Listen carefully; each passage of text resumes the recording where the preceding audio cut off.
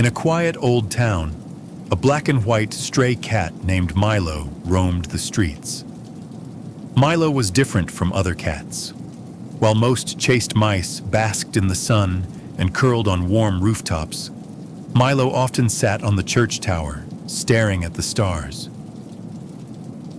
One night, as the moon bathed the cobblestones in silver, Milo whispered into the night, "Why am I here?" The old church cat, Sister Whiskers, overheard him. She purred softly. "You're here because the Creator painted you into this world. Every purr, every leap, every soft step, He made them so you could bring joy. Your purpose is to live as He intended, a creature of wonder." Milo nodded but wasn't fully satisfied. Later, he met Rufus, a scarred alley cat. Rufus licked his paw and said, "Why? There's no reason. We're born, we hunt, we die. Don't waste your whiskers asking. Make your own purpose. For me, it's ruling this alley. For you, who knows? But don't expect the stars to answer." Milo pondered this too, but still felt the question lingering. One day, he followed a curious human boy who studied animals. The boy scribbled in a notebook and muttered, "This cat exists because of evolution.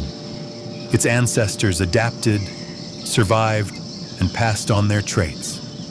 Milo is here because countless cats before him lived and reproduced." It was true, but Milo wondered if survival alone was enough. One evening, Milo crept into a small bakery. A lonely girl sat by the window, her face wet with tears. She had no friends, no family nearby. Milo leapt onto her lap without thinking. She gasped, then slowly began to smile as she stroked his fur. At that moment, Milo felt warmth spread through him. For the first time, he didn't need Sister Whiskers, Rufus, or the boy's explanations. He knew why he was here.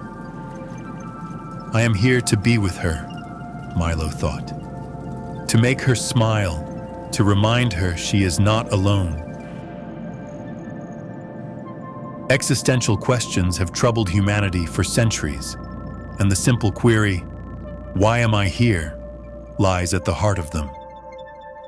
In the story of Milo the cat, this question is explored through four distinct lenses: the religious, the philosophical, the scientific, and the personal. Each framework provides a different explanation of Milo's existence, shedding light on how humans, too, might wrestle with the search for meaning. By examining Milo's encounters with Sister Whiskers, Rufus, the boy, and the lonely girl, we can see how each worldview approaches the tension between existence, purpose, and fulfillment.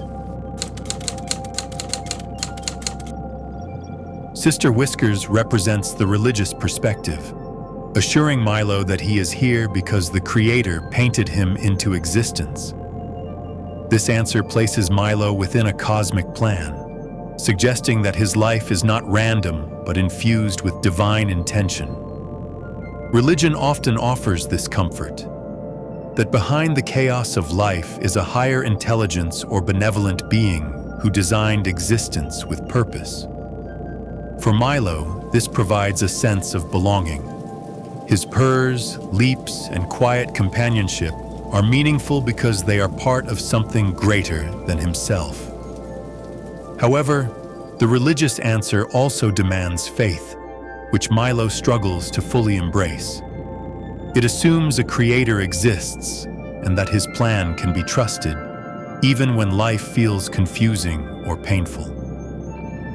If Milo cannot reconcile his doubt with Sister Whiskers' certainty, the religious framework may feel insufficient. Nevertheless, religion's strength lies in its ability to anchor individuals in a narrative larger than their own, relieving the burden of having to create meaning entirely by themselves. For many, this provides deep existential comfort. Rufus, The alley cat embodies the existentialist view. Life has no preordained meaning, and Milo must define it for himself. This echoes Sartre's principle that existence precedes essence. Milo is born without purpose, and only through his choices can he craft significance. Rufus finds purpose in ruling his alley. Milo must discover his own. This approach frees Milo from the weight of cosmic obligations and religious dogma, offering radical autonomy.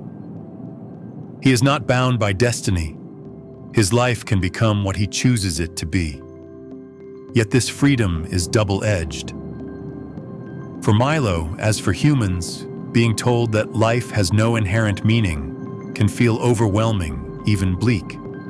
If meaning must be invented, what prevents despair or nihilism when circumstances strip life of joy? Existentialism acknowledges this danger, but thinkers like Camus suggest embracing the absurd. Though the universe may not care, we can still live authentically by creating our own values. Rufus's lesson, then, is both liberating and unsettling. It gives Milo power but no guidance, freedom but no comfort.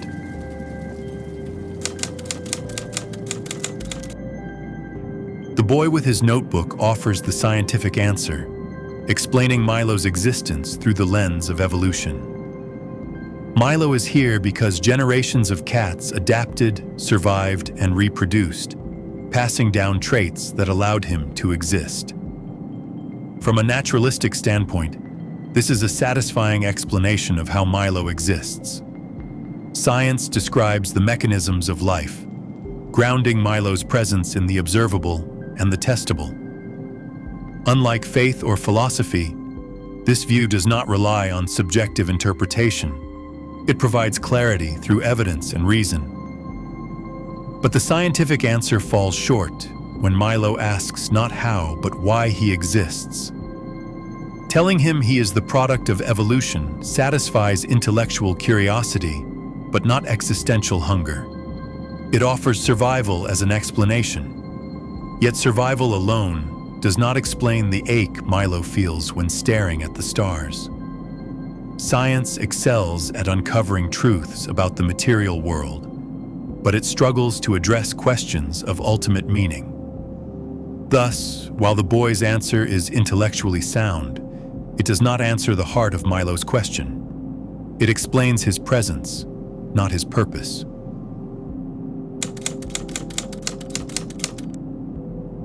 The lonely girl provides Milo with the personal answer, the most intimate and immediate of all.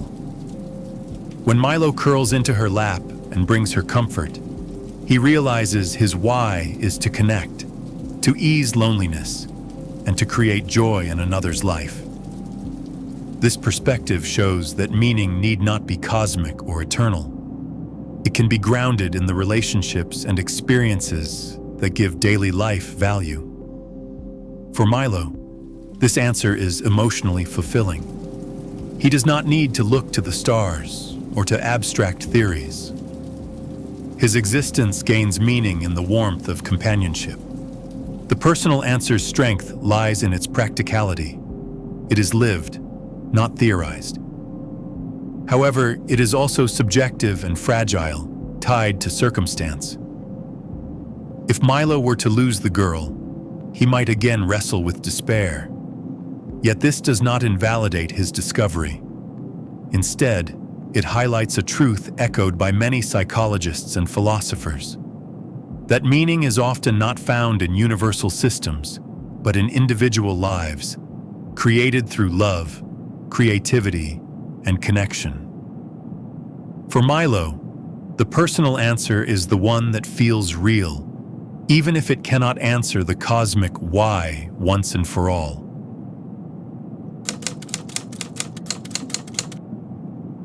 The story of Milo illustrates the diverse ways humans have sought to answer the question, why am I here? The religious view situates existence in a divine plan. The philosophical view stresses freedom and choice. The scientific view explains our natural origins, and the personal view grounds meaning in lived relationships. Each answer has strengths and limitations. Religion comforts but requires faith. Philosophy empowers but risks despair. Science explains but cannot provide purpose, and the personal perspective satisfies but remains subjective.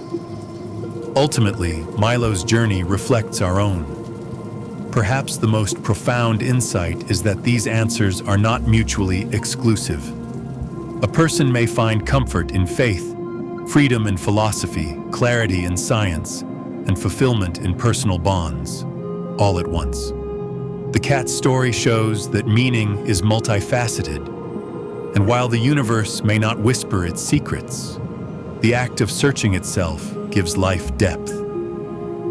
Thank you so much for watching. If you enjoyed this, please subscribe to help our community grow. Until we meet again, take care, deep thinker.